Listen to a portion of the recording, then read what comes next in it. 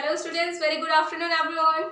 As you know, I'm your science teacher and here I'm just going to take a class of class 9th and the name of chapter is Why Do We Fall Ill? Okay, so students, this is your chapter 13 which is belong to the biology. Okay, so before going to start this chapter, I'm telling you students, yesterday I have finished your chapter 6 which is also belong to the biology and the name of chapter is tissue. Okay, so students, from this chapter your biology and your science syllabus will be finished, so we will go on for revision. Okay, so let's start today's topic. Okay, so students, because of the today's topic related with the health, so firstly we have to know about health. Clear?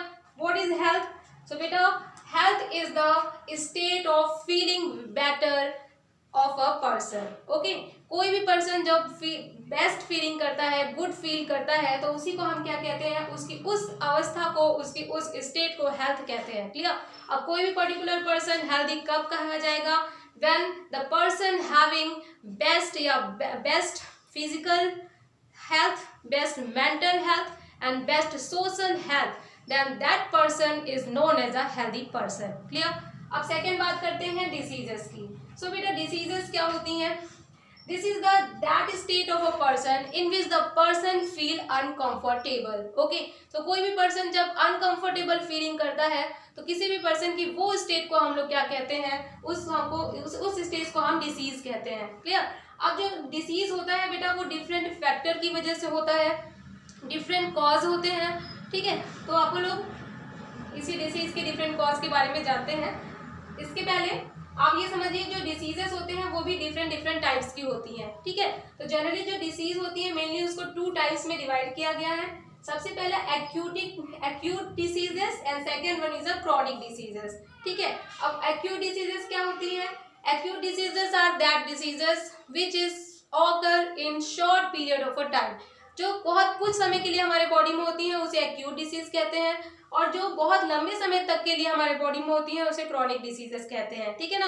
उसके बाद acute disease जो होता है बेटा, for example आपका cancer हो गया. Okay, and the chronic diseases, acute diseases में कैंसर नहीं, एक्यूट डिसीज में आपको कॉमन कोल्ड आएगा, और क्रॉनिक डिसीज में आपका क्या आ सकता है, टीबी हो गया. ठीक है, उसके बाद फिर हम बात करते हैं डिसीज की कॉज की.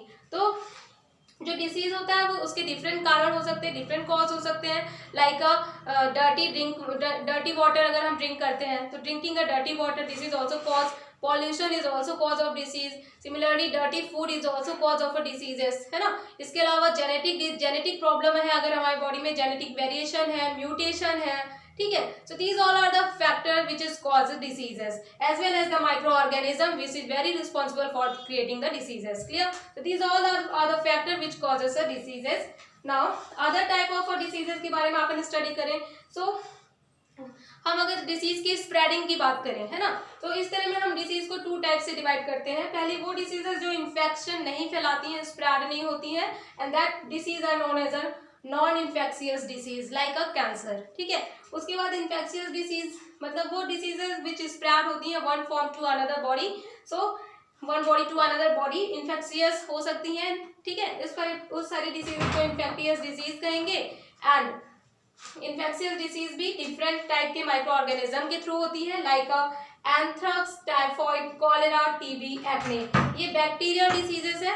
ओके, इसी तरीके से इसके बहुत सारे एग्जाम्पल है, इसके बारे में आप लोग डिटेल में कल पढ़ेंगे. ठीक है, आज आपको इतना ही पढ़ना है. ठीक है, this is all about of my today's class. कल मैं आप लोग को इन्फेक्शियस डिसीज के बारे में सारे एग्जाम्पल या अभी मैं जो दी हूँ उसको आप नोट कर लीजिएगा. इसी को हम एक्सप्लेन करके कल की क्लास में आपको पढ़ाएंगे.